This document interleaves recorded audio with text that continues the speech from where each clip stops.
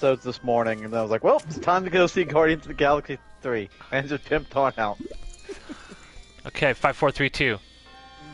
Ladies and gentlemen, we have finally made it to the end of the first season of Spartacus Blood and Sand. Welcome to another episode of Jupiter's Croc. My name is Matthew. Joining me once again here in our ludus, so to speak, in our YouTube ludus, is Ronan. Yes, Ronicus Maximus. And the great Ploticus, Steve. Yes, I'm here. I'm ready to talk about this amazing fucking episode. Now, going into this, I hadn't rewatched this finale in many years, but going into it, I had a distinct impression I remember this being one of the greatest sort of finales to a television sort of season that I'd ever seen. And so I was curious to see, would that hold up in my mind? Did you guys have anything similar, or what was your mindset going into this sort of finale here? I was hyped. I just said before we recorded, I have never not been hyped for this episode. This is probably the fourth or fifth time that I've watched it, because I've gone through this whole series multiple times. That's a testament to the series as a whole. I'm always hyped for it, and it's never let me down. Yeah, Frankie agrees. Yeah, of course he does. I don't know how long it's been since I've rewatched at least the first season of this show, but there was no doubt in my mind that this holds up. I can't say that about the next two seasons. It's I don't know if these hold up. That third season especially, but that's a random tangent. I know that this episode holds up. I knew it, so there was no doubt in my mind that maybe I don't know. Nope, wasn't there at all. Yeah, and I know last week, Ronan, you had made a comment about, well, geez, why don't more people know about this show? Why is this not more popular than it is? And something just came to me. I wonder if people will revisit this now that they're making a new Spartacus show on Starz. I hope. With whatever it is. Maybe they'll go back and sort of revisit how excellent this was. Maybe they'll just start with the Pit episode and cut the first three out entirely. Who knows? But let's get into it. Ploticus, what's happening here in the finale? This episode is all over the place, but in a good way. So it starts in present day, and then there's multiple times where it bounces back and forth between 2 days in the past and 1 day in the past and the morning of the day that starts on. But the beginning of this episode is Spartacus and Crixus fighting each other. We don't have any real context for this yet. It's just Batiatus and Xena and a bunch of presumably rich Roman people in the balcony watching Spartacus and Crixus fight. And then can I make my only critique? The only critique I'm going to have of this episode is right here. We mentioned this on a previous... I don't know if it was Gods of the Arena or earlier this season, but I think you, Steve, made a comment about how it's not clear how much time has passed between certain episodes. And last episode, it ends with Crixus. I actually counted him. He was whipped 17 times. His whole back was split open. And in this, he's basically immediately in fighting form. So how much time do you guys think actually happened between the last episode and this episode? Or do you think that the creators were like, fuck it, no one's going to care that he got whipped on his back 17 times. Let's just move it along. Yeah, that's going to be an expensive prosthetic. I mean, he's already got the big scar on his back from Theocles. This is, you know what? Fuck it. We'll forget. No one's going to pay attention to that. That was the discussion. That's how it happened. Yeah, I mean, I could see roll with it being the behind-the-scenes answer. Okay, that's my only critique. Moving on. I mean, we can make that critique against probably the series as a whole, but yeah. Anyways, it's fair. They're fighting, and then 2 days earlier pops up on screen, and we see Spartacus with Raskos, and Raskos is like, "You dumb motherfucker, are you really going to try to escape?" And Spartacus is like, "Yep, sure am." But Raskos says, not many people think you're the champion. Crixus is the champion, and I'm one of them. I follow the champion. That's not you in my opinion, so count me out. So Raskos is like, no. And so this is where we discover kind of like the split. Like half the gladiators see Spartacus as the champion, half the gladiators see Crixus as the champion, and all of Spartacus's supporters are fully on board with this escape plan, and all of the other people are like, nope, we're not doing it unless Crixus tells us to. Spartacus's side is like, we can't actually win without Crixus and his men. Yeah, and so maybe, I don't know. I mean, I'm assuming that. I mean, 'cause surely, like, they didn't talk to everyone in the Ludus in the 24 hours since Spartacus got whipped. So I feel like some time has passed. There has to have been quite a bit of time that's passed. Yeah, it feels like, couple weeks later. Anyways, Doctore, we talked about this last episode, the first mention of Doctore's name. Doctore goes to meet. Well, hang on, let me back up. There's so much going on in this episode. There's a moment where Badiata says, "I keep giving people good news, and they can't handle it. Like they keep kind of like treating me like crap." So I think the first instance is where he talks to Doctore. Doctore says,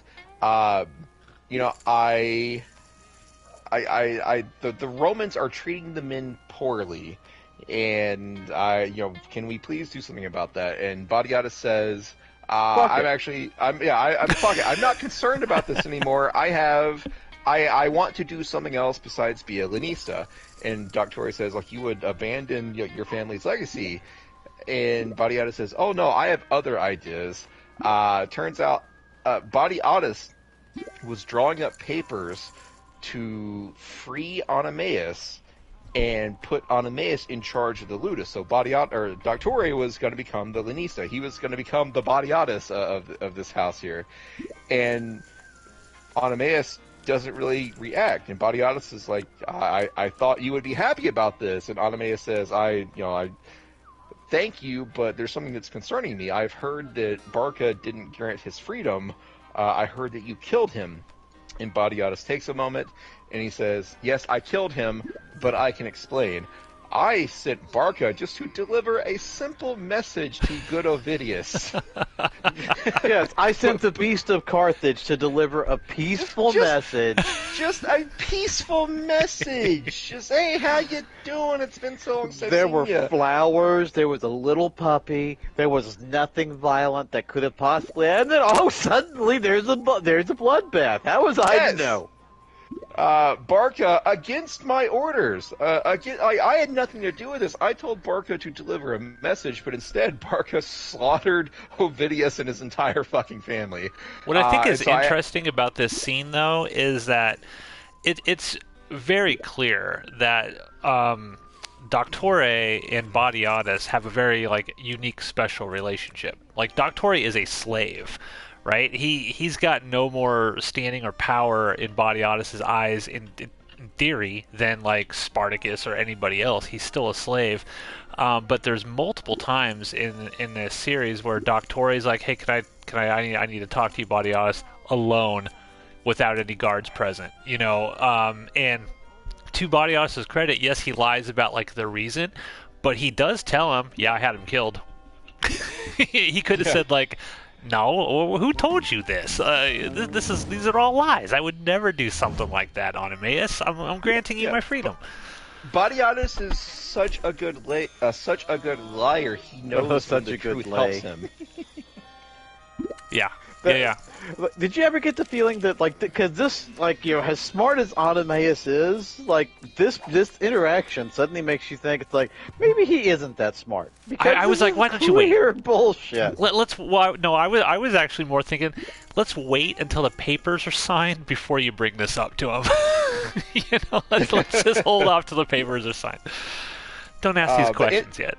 In the last episode, we mentioned that the showrunners intended to never use the name Oenomaus until this point, because I guess that would be a historical spoiler, because I guess Oenomaus gets away, and so by just calling him Doctore, becomes one of over the main and over generals. Again. But Oenomaus, there were 4 main generals for the Spartacus War. historically speaking. So you have Spartacus himself, two Celts, one of them named Gannicus, the other named Crixus, and one guy named Oenomaus or Onimus, depending on how you pronounce it. And Onimus dies very early on into the Spartacus War. Spoilers, guys. Season 2's gonna get sad. This is the first time that we've actually heard Oenomaus' name spoken, unless you did what we did and start with Gods of the Arena. But I had no idea that was intentional. Like because the show doesn't dwell on it. It's not like Badiata says, "I'm going to set you free, Oenomaus," and then there's like this musical sting close-up of Oenomaus' face. It was probably more for like the super uber historical nerds out there. Yeah, that's probably what it was for. Regardless, Oenomaus accepts Badiatus' offer and accepts Badiatus' explanation, but then Oenomaus says, was Asher involved? And Badiatus just straight up doesn't answer him. So Badiatus just says, you know what, when you're in charge of the Ludus, you're going to have to make a lot of tough decisions too, and then Badiatus just walks away. Not his best lie. Not his best. I'm gonna put that like in the low barrel. They can't all be bangers, but that's not a good lie. Yep. So then Badiatus goes and meets Xena, and they're preparing to celebrate. They're gonna throw a big party to celebrate getting Glaber's patronage. There's a scene. I'm losing track of when these events happen because the show jumps around, but Xena has told Alithia, you were in charge of securing the guests. You're going to go and get all of these fancy people and bring them to our Ludus. And Alithia does so. And then Xena says, you know what, it would be so great if Glaber was here to say a few words of encouragement to Badiatus, but since he's not here, we want you to say something. And Alithia says, that's fine, I'll whip something up. And Xena says, no, I've already wrote something for you. And so the script Alithia's is written, honey. What's Alithia? She has a great line. She says, like, my hands are no longer my own, and now you want to seize my fucking tongue. Yeah. I love the dialogue in this show. Yeah, Alithia and Xena are talking about like the good old days when they were friends, and Xena says, there's no reason our new arrangement could keep us from being friends again. Don't you want us to be friends again, like in the good old days? And Alithia says, yeah, if I could turn back time, I would fix this shit. And then that's it for this scene. If I could turn back time. But Content ID. So Xena and Badiatus talk, and Badiatus, they're trying to plan, like, what's the big event going to be? Like, because we can't just have people come out here for a party. We have to show them something. And Xena pitches the idea of, well, let's have Crixus fight Spartacus. Crixus is the only gladiator to ever defeat Spartacus to the death. And Badiatus is like, really? Like, you're still doing this shit? He thinks that Xena just wants to see Crixus punished at this point, and Badiatus is like, I don't know about this. But then Xena sells him on it. Xena makes her pitch, and it's like, no, like, imagine like how envious the rest of Rome would be that all of these rich Romans got to see the former champion fight the new champion to the death, and exclusive event. Yes, and how all of the Romans that are actually there, how appreciative that they would be towards Badiatus that they got this experience that none of the other Romans did. And so Badiatus is like, all right, you know what, fuck it, let's do this. Son of a bitch, so I'm in. That is the plan. That's the fight that we keep bouncing back and forth between. Crixus and Spartacus are fighting to the death. I'm trying to think. God, at what point does this episode return to the present? There's 2 or 3 times where we see Spartacus and Crixus fighting, and Spartacus is just trying to. Crixus is still not convinced, and so Spartacus is trying to talk Crixus into joining his cause. And Spartacus is also trying to delay the fight because he tells Mira, I need you to open the gates so that we can get out when it's time to get out. And so he keeps looking up at Mira, and Mira, like, she shakes her head, no, it's not open yet. And so Spartacus has to keep dragging out this this fight with Crixus. Help me out here. There's so much going on in this episode. Okay, so that because that's the fight scene between them. That's the present timeline. But there is another there's so in the past timeline, Crixus is locked up after his outburst, and I assume he broke Asher's nose when they got into it because it's pretty bloody. But so Crixus is locked up. Spartacus pulls some strings to get Crixus unlocked from his confinement. Because, as Steve mentioned earlier, none of the Gauls are going along with it. And apparently most of the gladiators in the Ludus, about half of them, are Gauls. So they go with Crixus. So they're all on, Crixus' side. So Spartacus is like, I need to get him out so I can try and convince him. So this is in the past timeline. And he pulls some strings, and Crixus is allowed to come out and train.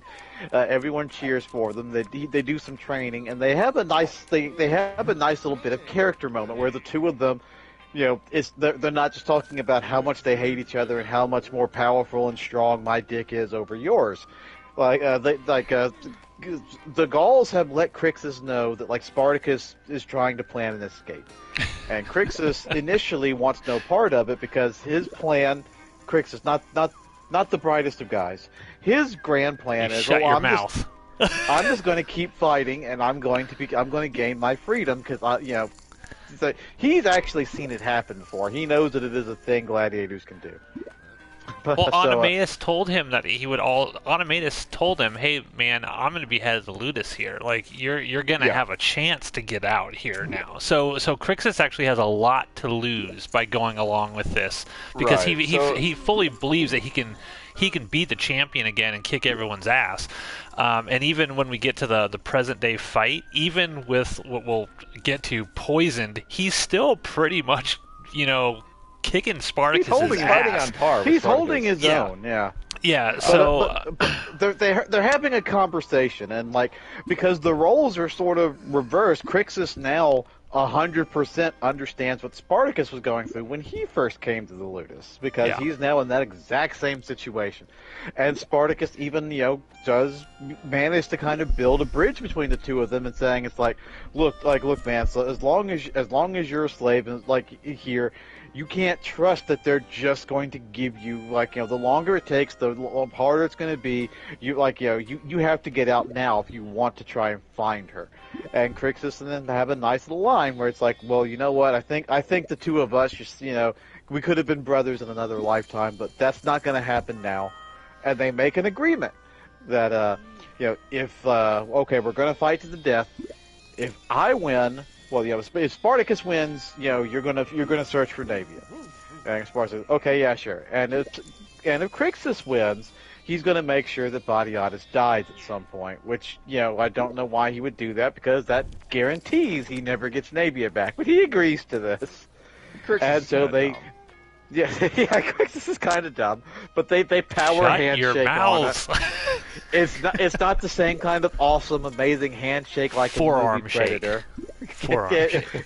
Well, it's not the Predator handshake, the handshake that all handshakes are based off of, but it's up there. I'll give you that. It's high up there.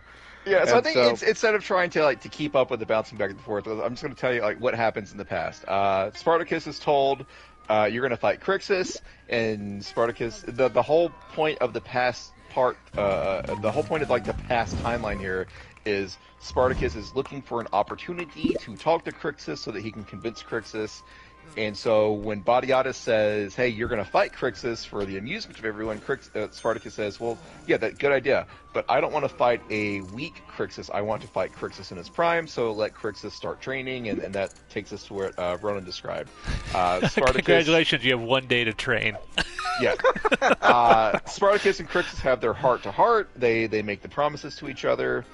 And so that's one of the big hurdles that Spartacus has to get past is trying to figure out, is Crixus on my side or not? And you don't find out if he is until the end. Another thing that happens in the past is another thing. There's so many things. There's a lot of things that are happening in the past here. In this same scene where Spartacus says, "I want Crixus to be able to train," Badiatus tries to dismiss him, and Spartacus says, actually, there's something else I want more than sleep. And so Mira gets sent to Spartacus's room, and Mira's like, are you fucking serious? Like, you can't escape. It's ridiculous. That's a stupid idea. But Spartacus convinces her that, we're doing this. And so Mira says, all right, I'm going to help you escape, but in return, I want you to pretend that I'm your wife and have sex with me. And all I can think is, how unlucky can one man be?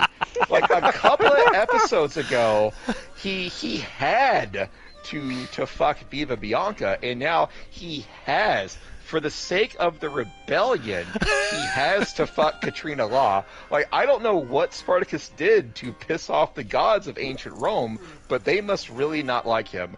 It's a fate worse than death. Spartacus says... Now, Stephen DeKnight on the audio commentary said that this was there was a huge uproar online with Spartacus fans that they had Mira do this, because a lot of people thought that Spartacus, because he's doing this for his wife, essentially, that Spartacus would not do this, and that she was sort of like bribing him into having sex with her, and it was looked at as problematic in some ways. I mean, it probably is. Where's Rachel? Rachel likes the show. Where is she? Yeah. Anyways, Spartacus says, shucks, for the rebellion. I guess so. If I must. We also we haven't talked about Asher yet this episode.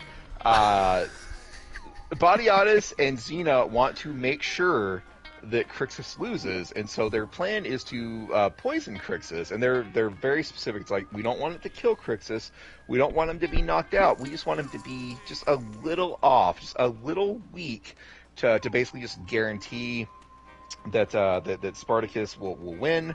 Aurelia, of all people, like, uncovers the plot and informs Spartacus. She thinks Spartacus is in on it, and Spartacus is like, I had no fucking idea. Spartacus also takes the time to actually tell Aurelia, finally, I don't know why it took this long, but he finally tells Aurelia, Numerius, the kid that we all hate, he's the one that ordered me to kill Spartacus. The luckiest kid alive. Aurelia, like, she still hates Spartacus, but now she's kind of got doubts. She knows the seed has been planted in her mind. Fault. Yeah, but she tells Spartacus that even if you didn't know that Crixus was being poisoned, I still want him to kill you because you killed Vero. I mean, it tracks. Fair enough. Asher tries to put the moves on Aurelia, but Katrina Law, Mira, saves her. Is there anything else? Okay, so there's one other scene in the past that I think is worth talking about, and that is Crixus is just about to drink his cup of, like, poison water, but then Xena comes out, and Xena's in his cell while Crixus is chained up, and Xena, when they make the plan to kill Crixus, Xena hesitates, and Badiatus, like, can tell that she's hesitating, and he's like, are you fucking done with this or not? He wants her to just move beyond Crixus, and she keeps saying that her hesitation is just because she's anxious to just get it done, and Badiatus seems to either accepts it or he just doesn't care because he knows that Crixus is going to be dead soon. But Xena does finally go to Crixus and admit that she is hesitating because she still has feelings for Crixus. Not only does she have feelings for Crixus still, she believes that she is carrying Crixus's baby. And so she goes to Crixus and tries to tell him, like, just tell me that Navia didn't mean anything. Tell me that you're just a stupid man, and when you were presented with the opportunity to fuck someone, you took it. Basically, tell me that you want things to go back to how they were, and I will accept you back, and, you can be a part of your kid's life. And Crixus tells her that, there was a time that I thought about having kids with Navia, and it shuts Xena down, and Xena goes to walk away, and Crixus has the cup of poison to his lips, and Xena says, Crixus! And he stops drinking, and there's a moment where you're like, is she going to warn him? what's she gonna do? And she says, I didn't want things to end this way. And then she allows Crixus to drink the poison water. Now, do you remember, like, when Bodiotis is telling Asher, is like, hey, just a couple drops of this shit, because we don't want to... He pours the whole fucking thing in there! He just puts the whole fucking thing in there. That's why I was like, god damn, Crixus is fucking badass. If he's, like, putting up this much of a fight with this poison, like, going through his whole system. Is there anything else we need to talk about from the past of this show? Because this show flips back and forth between past and present like 4 times. And it works. I'm doing it a disservice right now because it's a lot to keep track of. But is there anything else from the past of the episode that we want to talk about before we get to this final fight between Spartacus and Crixus? I believe we hit all the high notes. Yep, Okay, I think you got it good. all. So, the final fight between Crixus and Spartacus.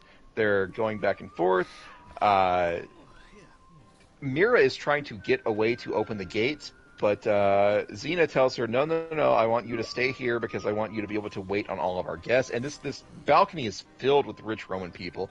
And at one point, Mira just walks away. Like, she just leaves, doesn't even ask permission.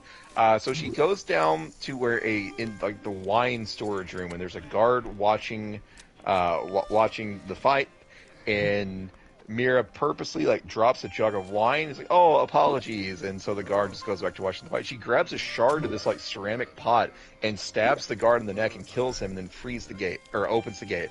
And then she goes back to some area where apparently only Spartacus is looking, and she holds up her bloody hand, and that's like the nod to Spartacus that the gate is opening. That is the signal.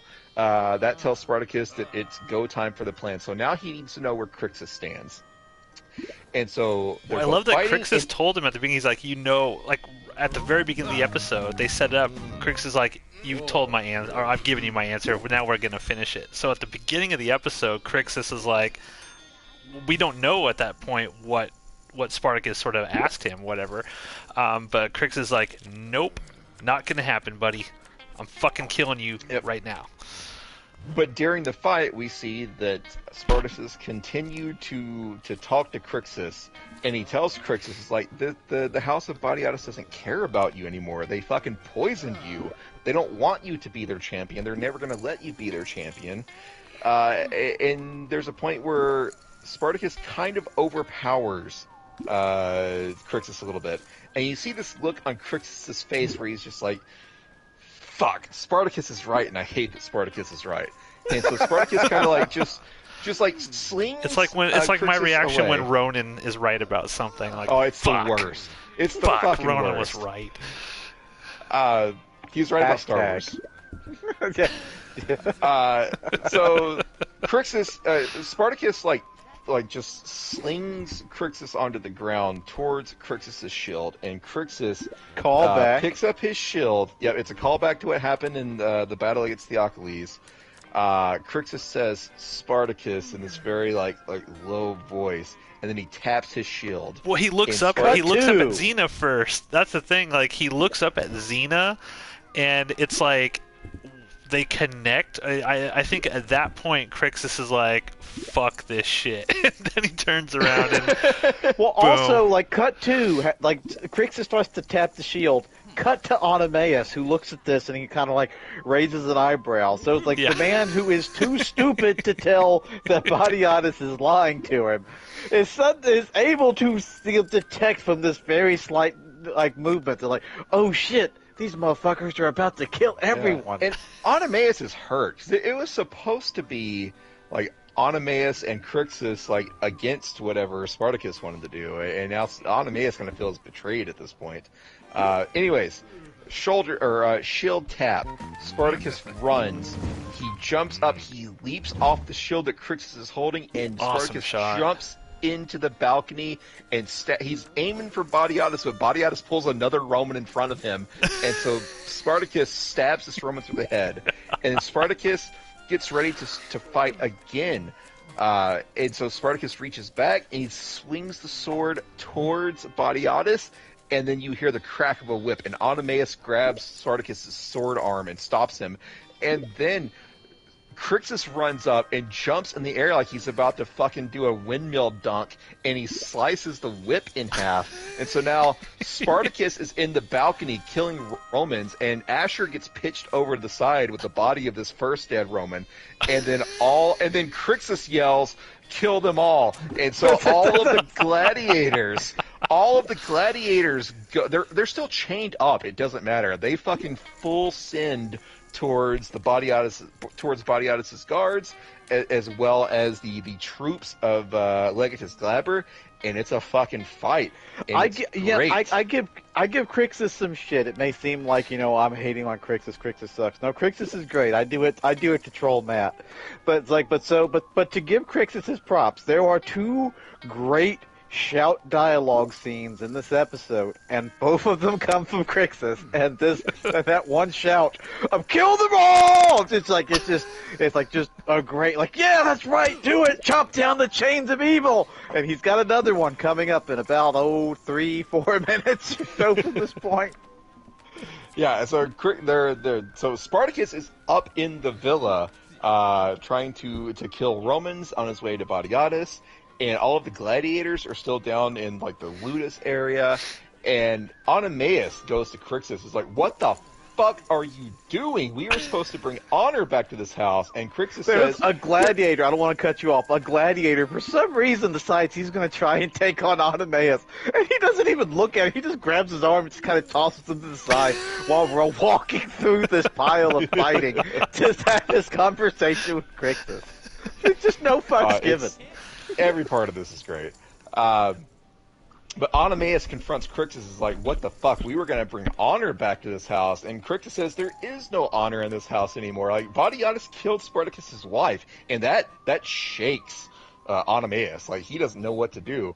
But when there's a guard coming up behind Crixus, Automaeus grabs a weapon, grabs a sword, and throws and kills the guard. And Crixus yells, "You honor us." Rona, what's the line that Crixus yells? Pass. What? All right, never mind. Rona, you set it up like you had this big line that you wanted to yell from Crixus, but whatever. I think he's talking about the one later on with Lucretia, right? It's the second one with Lucretia, yeah. Oh, I was thinking about where he tells he very sternly tells Automaeus you need to be honoring us, but that's fine. So shit. There's two fights going on. There's gladiators fighting down in the Ludus. Spartacus is up top trying to kill Romans, and Batiatus gets into this room with all of the other surviving Romans, and Batiatus is like, "Everyone calm down. Everything is under control. It's just another Tuesday. Don't worry about it." But it was just in fact slave rebellion. And Xena's like, "Where the fuck is Alithia?" And she tells Alithia, "Get your men in here and fucking handle this." And Alithia gets this big smile on her face and kisses Xena. And those kisses, man. Alithia says, "I will make sure that you are properly attended to." And Alithia leaves, and she goes out to her husband's men and is like, "Bar the fucking door. Don't let any fuckers out." I love Alithia. Oh, she's great. And the guard says, one of her friends is running up to her too. It's while they're shutting the door, turns back, gives her the most wickedly evil grin as the door closes. Was that one of the friends that were making fun of her several episodes ago? All right. Yeah, with Hinia or whatever. So there's a guard that. There's a guard that says to Alithia, "What about the guests?" And Alithia just turns on him and it's like, "I am the fucking Legatus' wife. Shut the door." And they do it, and they close the door.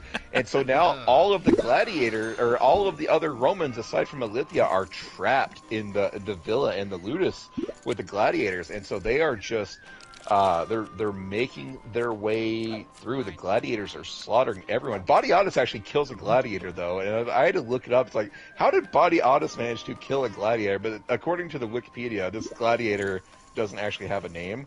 Of course. Hamilcar dies. Guys, Hamilcar. Oh, shit. He died. Now, to Batiatus's credit, this might go back to, the good Salonius thing, right? I guess if you're raised in a ludus from when you're a kid up, you might you probably don't train hardcore with the gladiators, but I'm sure he's learned things over time and synthesized at least a basic ability of how to fight. So I could buy the fact that some gladiator just going nuts and then he has gets personally killed at least 3, 4 people in the run of the show. He's got to kill. Well, he's not got people the killer. with actual fighting ability. That guy may not have been a gladiator. Instinct. We don't know. Did we see the mark on that guy? He might not. We have don't been see a the gladiator. mark on anybody. The Wikipedia identifies him as unnamed gladiator. Whatever. Anyways, guys, Hamilcar. Remember Hamilcar? It's Fucking a big deal Hamilcar. apparently that Hamilcar dies. Not Hamilcar. It's like the show treats it like it's this terrible thing. But at the beginning, when Duro and Agron are talking to Spartacus about who's on Spartacus' side, they say, "Yeah, Hamilcar's with us." And then when the rebellion starts, Hamilcar ends up being the first gladiator to die.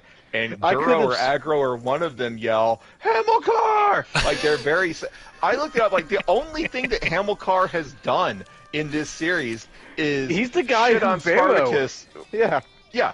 There's a scene early on where Spartacus is coming back from the pit, and Hamilcar tries to kick Spartacus out of the slave room. So only gladiators sleep here, and Vero stands up to him. That's the only thing that Hamilcar does, but Vero and Agron are heartbroken that Hamilcar is dead. Hey, I could have sworn this character has already died at least one other point in the show. They make friends off camera. I mean, they're bros, they're brothers. They're dying, they're sad. Anyways, gladiators on a rampage. Crixus hunts down Xena and Ronan. Is there anything you'd like to say about this scene? Yeah, this is probably the best shout line. If you're going to deliver dialogue in forceful shouting, this is the scene you watch, because he just walks up to her, and he has this very uneasy kind of quietness to him. It's like, where did you send off Navia? And just suddenly, from this low tone, just explodes into the most forceful, violent eruption of rage and anger that could possibly happen within the span of half a second. Just screams, "War!"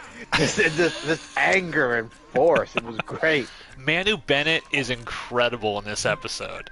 He's even in the last episode, just the acting, when he's crying with Navy at the end, and here where he's just full rage. I mean, excellent acting by Manu Bennett. Yeah. It's there's a reason why of all the people in this show, I think he's the I unfortunately I don't think he's done that much. I know he was in Hobbit. He was they put him in that Arrow show where he was a Deathstroke. I don't know what else unfortunately he's done beyond that, but he of all the people in the show, I think he was. I know Jai Courtney somehow kind of became a thing somehow, but he got the next biggest run, I think, out of everybody. Yeah, he's a good actor, really good actor. Yeah, I second that. I'm gonna look up his IMDb here while Steve continues with the plot. What happens in this scene here with Xena? Crixus, Xena tries to tell Crixus, help me and Body Goddess, get out of here alive, and I'll tell you where Navia is. And Crixus is like, I don't fucking believe you. And so then Xena tries to use the fact that she's pregnant with, according to her, Crixus's kid. And Crixus tells her, I would rather the kid die than you be its mother. And so watch it suckle. I think he says, watch it suck your breast or something. Yes. That is such a cold line, man. And then he stabs her in the stomach, but he doesn't just whip the sword in there. He it's a slow pushes the sword into her stomach. And so then, prior to this, though, one character that we forgot about prior to this. Wait! Before you get there, can I tell you something about this scene in particular from the audio commentary? So Stephen DeKnight said that from the very beginning of the show, he kept trying to tell Stars, this is how I want it to end. I want Lucy Lawless to get stabbed in the womb by Crixus. That's how she's got to die. And Stars kept saying, no, we love Lucy Lawless. You got to have her in the next season. We don't want her to die. And he kept saying, no, she's got to die. This is the story. This is how it goes. And they wouldn't let him do it. So he's like, okay, let's go ahead and start, but we'll bring her back. We won't actually kill her off. So we'll stab the womb. The baby will die, but that's how she will, sort of spoiler, live to the next one. Stabs to the stomach are real hit and miss as to whether or not they're fatal in this show. Because not 5 minutes before this, Duro got stabbed in the stomach and died. Well, it went way through him. I mean, I was about to say, like, that wasn't like, that was kind of a, violently impaled. I don't know. I feel like stabs to the gut are real hit and miss. I guess it depends on where in the gut you stab them. Anyways, Xena has been stabbed. Her baby is presumably dead. And then we see, prior to this, though, we saw Aurelia. And Xena, it's like Body Goddess, Xena, Aurelia, and Numerius. And they're trying to flee. And Xena tells Aurelia to take Numerius and hide somewhere. Stay out of sight. I'm going to go find Body Goddess. And so Aurelia takes the kid into a secluded room, and she says, is it true that you're the one that ordered Vero killed? And this kid makes the this kid's just like, oh, who cares about Vero? He was weak. Well, he said he was nothing. He deserved it. Like, he was worthless. Like, who gives a fuck about Vero? Yeah, and Aurelia starts crying. She's like, what did you know about him? What did you know about... Her spirit snaps like a Twix bar. You watch it happen. This acting is amazing. This actress was so good in this scene here. Yeah, so she's like, what... she's telling the kid, it's like, you're talking about Vero like you actually knew anything about him. Like, you didn't know Vero the parent. You didn't know Vero the husband that would kiss my cheek when I cry and sang to our baby when he was trying to sleep. Vero may not have been perfect, but he was mine. And she has this knife, and she just stabs the fuck out of Numerius multiple times while yelling, he was mine, he was mine, he was mine. It's fucking great. The actress did a fantastic job in this scene. And Spartacus finds her, and they stop. It's done. You got it. And then Oenomaus shows up, and Oenomaus and Spartacus kind of nod at each other. We forgot to mention what Oenomaus was doing. I'm getting there, you piece of shit. Get to it now, faster. Do it. I will say before you move there was actually a scene shot where Oenomaus saved Spartacus from death right there, where it was one of the guards had come up after Spartacus had actually pulled Aurelia back and was trying to hold her. A guard was coming up and was about to stab Spartacus to death, and Oenomaus saves him, and then they cut it out. They cut it out of the show. Yeah. Well, in the scene that we get, Oenomaus is just told to watch after Aurelia, and presumably he will. But before this, when Oenomaus was told that, Body Goddess sucks, Body Goddess screws over everyone, there is no honor here, Oenomaus says, well, might as well go kill Asher. And so he goes and finds Asher. And he tells Asher, like, remember when I told you that if I learned that there was anything more to Barca's disappearance than what you told me, we would have a problem? It's like, I know that Barca is dead. And so Asher tries to defend himself, and Oenomaus says, you lie to just shuts him up, like, you lie to everyone you talk to. Do not fucking, try to weasel your way out of this. And so they have a sword fight.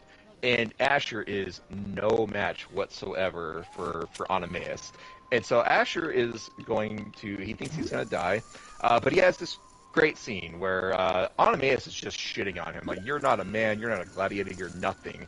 And Asher says, I built the house of Body Goddess that you have now, I built it. Like, everything that I've done has, it influenced the house of Body Goddess that we have now. And Oenomaus says, well, the only influence you have is your treachery. And Asher like takes offense to that because he says like, "You want to shit on me? Like, name one time that you or any of the other gladiators treated me with an ounce of respect. Like, you people have treated me like garbage since the beginning." And so, like, Anameus tried to like kind of take the high road, and I'd argue that Asher was right. Yeah, all of the gladiators treated Asher like absolute dog shit. And so Asher... This makes more sense having seen Gods of the Arena first, because I think like when we're first introduced to Asher in this season, he's already injured, he's already on the outs with all the other gladiators. But this is where watching Gods of the Arena first makes this sort of like passionate speech he gives way more impactful. It's the one time he doesn't lie, because he's telling him the absolute truth. It's like, like he got the mark. We know he got the mark of the Brotherhood without going through the test. Yeah. Which, it wasn't like he didn't plan to do that. There was no scheme for that. Badiatus just kind of forced that upon him, which royally fucked him over with the other gladiators and set all this. Really, you could probably argue that's one of the more inciting incidents in the whole show, is Badiatus doing that, because it does set Asher up to not be a gladiator, which does set Asher up to whisper all this bullshit into Badiatus' ear, which just fuels his worst intentions. But it makes him a permanent enemy with Crixus, which fuels everything else, along with him banging Navia just to spite him. It all stems from that. Thoughts? Asher was great in this scene. Anameus thought, I'm going to go kill this weak-willed person. And Asher cannot beat Anameus in a fight, but when it comes to, justifying the way that Asher's done, justifying what Asher has done, Asher holds his own, because everything he says to Anameus about, you people treated me like shit, he's absolutely right about. Well, basically, Asher's also telling Anameus here is he literally says all the everything that this house has now gotten, right? Because Anameus, he's always wanted to restore glory to the Ludus. Well, now that Ludus has glory, and I just love how Asher's just basically, that's all because of me. Everything that I've done, that's why we have all these nice things, and that's why, Badiatus is getting patronage, and that's why this house that you love so much is elevated. It's not because of anything you did. It's because of all of the shit that I did. It's great. He has a great line where he says, "Every beam, every stone in this house bears the mark of Asher," and he starts pointing at his chest. Yep. That's a cool name for a band, the Mark of Asher. Asher holds his own verbally, but of course he cannot take Anameus in a fight, and so Anameus beats him. One-handed knocking him away.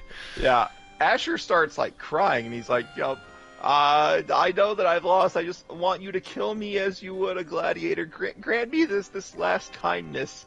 And Anameus says, "Okay, fine." Anameus, smartest man alive. Anameus believes that Asher is done being a fuck, and so Asher gets down on his knees. Anameus has the sword above his head. He's going to kill Asher as he would a gladiator. And then Asher stabs Anameus in the leg and runs away.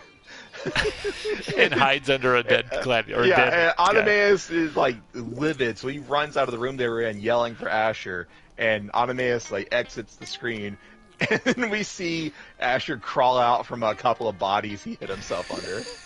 Asher is so good in this.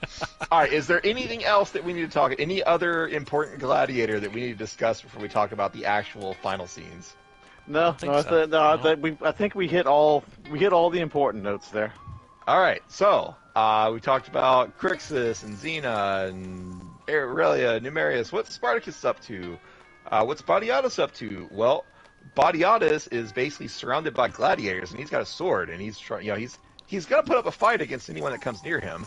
Then Spartacus shows up. I love that Anameus tells Spartacus before this, is like, what? How many more people have to die here? Like, are we done yet? Can we go now? And Spartacus is like, just one more. Well, just one more.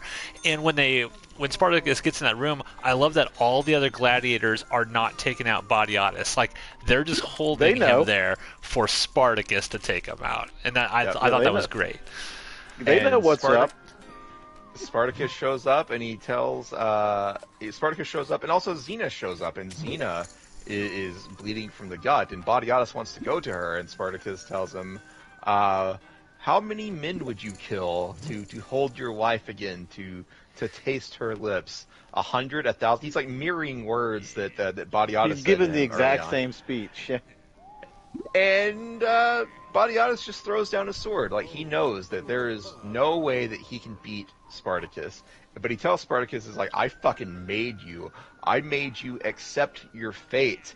You fucked it up. And Spartacus says, go to your wife, lie to her, tell her that everything's going to be okay.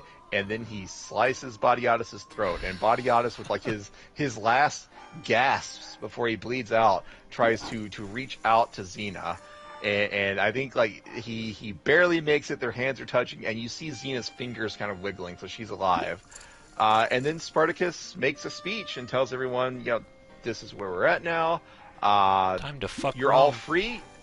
You're all free. You can do your own thing, or you can join us, and we will free our brothers and make Rome tremble. And all of the gladiators exit the Ludus. Fantastic episode. Fantastic season, starting with the pit. Now, interestingly enough about this last scene, Stephen DeKnight says in the audio commentary that there's no historical record for Badiatus dying during this, and they sort of tossed around the idea of like Badiatus not dying, but then they're like, well, he has to. For the story that they're telling, he has to. And then he's like, and by the way, we only had John Hannah for 1 year, and that was it. So he's like, they kind of had to kill him at that point in time. So, but yeah, Xena was supposed to die as well. But she lives on. And I echo what you said. This is an incredible finale. What I said at the beginning of this episode was like, geez, does this live up to one of the best sort of season finales I've ever seen? 1,000%. I think this is an incredibly satisfying. I love like the back and forth throughout, sort of time shifts here leading up to the battle, and it's sort of playing with our expectations of what's going on. I think the acting is just incredible from everybody, even sort of like the minor characters like Aurelia. So good. It's got all those moments that makes you just love the show, the reasons why you love the show, but then it has all that emotional weight and impact. 11 out of 10. This is probably my favorite episode of the season, just overall, because it has so much gravity to what's happening with all the characters, and my boy Crixus, fucking badass. Love it. Yeah, I like it because this is supposed to be the big Spartacus moment. Like he's gonna get revenge on most of the people who have wronged him. He still has to deal with Glabber, but it's like Badiatus is like de facto the main guy. So you would figure this would be like a more Spartacus kind of central episode, but no, I would I would more make the argument that this is more of a Crixus episode. He gets most of like the big kind of acting moments and stuff. The last Spartacus two episodes just kind of chops. Yeah, Spartacus just chops people up. Not to say Crixus doesn't do that either, but Crixus gets the big, heavy acting scenes, with the exception of that last speech, where Spartacus is like, giving Badiatus a speech and then talks to all the slaves and the Ludus, basically letting them know it's like, I know a lot of you guys didn't want this to happen, but it's done. I did this because it is right, because it is just. Blood demands blood. And Stephen DeKnight says in the audio commentary that when they originally were sort of writing the final script here, they had no idea whether or not Starz was going to renew him for a season 2. And originally, like, there was no big final speech or anything. It was basically like all the gladiators just sort of escape through the gates at the very end. And he actually wrote that speech in there because he's like, I have to do something in case we get canceled, that it sort of ends on a, we're going to go do this, or you guys can go be free and go do this other thing, but, you know, we're going to make Rome tremble. If they wouldn't have done anything at all, it would have just kind of left it hanging as to what happened to all these characters, so we kind of had to write that final speech in there for Spartacus. Ronan, your thoughts on this this finale? Great finale, great show. As I've alluded to before, great show. Okay. A man of few words. But yeah, so that was the first season. First full season, Spartacus, Blood and Sand. Next, ladies and gentlemen, we get into Spartacus Vengeance. And this is going to follow basically what happens to all of our favorite gladiators immediately after the events of this. They've just escaped the ludus. They've killed 1,000 amazing, like, high-up Romans. You know there's going to be some repercussions from that. We're also probably going to talk about on the next episode dealing with the sadness that Andy Whitfield... The elephant in the room? Yeah. Yes. The new guy? Yeah. So... If you haven't seen the season 2 of Spartacus, basically Andy Whitfield, he got cancer and he passed away in between this and when they sort of made that. So we have a new guy as Spartacus. So we'll definitely talk about our thoughts and feelings. So I love Andy Whitfield in this role. I think he is perfect. And how we feel about the new guy who pops in, and can he sort of fill Andy Whitfield's sandals, as it were. But yeah. That's all we got. Thank you, ladies and gentlemen. What? Guys, all in blind. It's that time. Oh, God damn it! I'm doing it. All in blind. Okay. Man, I had so much money too. Fuck. Fine. How much do I have? Like, oh god, I have 34,000 chips, and Steve's making us do this. All right. For Andy Whitfield. Hey, you're free men. You don't have the mark of the Brotherhood. You can do whatever the fuck you want. No, we're your slaves. slaves. Your own way, you can join me. You son of a bitch. You know exactly what you're fucking doing there with this nonsense. There it is. I'm all in. Gosh. All right, come on. Are you in? Are you in at Pineapple Shirt? Oh, you pussy. Okay, here we go. I busted out like 3 times. You little bitch. I have not done good tonight. Pair of 4s. Take cocks in hand. Come on, give me 4s. Oh, no. 9-3, no. I got a 6. I got a 6. I need a 4. Oh, well, there's a 9. Oh, no, that's for him. That's the other guy. The ace. I think I got the side pot, I think. Yeah, I just lost a lot of money right there. You know, you win some, you lose some. Oh my god! god! But at least I took you down with me. I want to see like how many chips I have left here after all of that. Did I lose a lot? 700,000 chips left. See, I gained chips. I have 44,000 chips. How did I gain 10,000? There was a side pot. Like okay, that means sweet. That means that and no one else could match what you put in, and so there was always going to be like leftovers for you to take. That's fantastic. I gained money. How about you, Ronan? I don't know. I lost everything. And with that, we'll see you next Thursday.